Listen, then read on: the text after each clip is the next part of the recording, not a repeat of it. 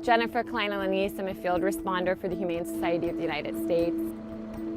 We're in Monmouth County, New Jersey, taking care of some of the victims of Hurricane Sandy.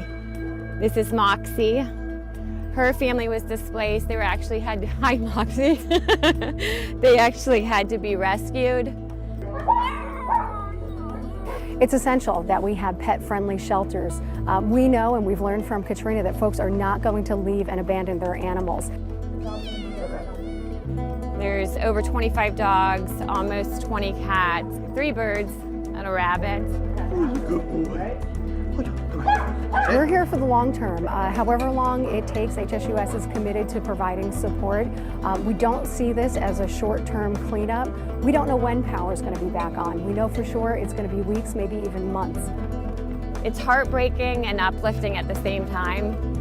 You see everybody, they've lost everything, but they still have their pets. And I know that gives them a lot of comfort.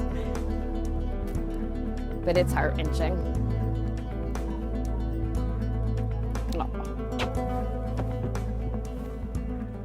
We're just happy that we're able to assist.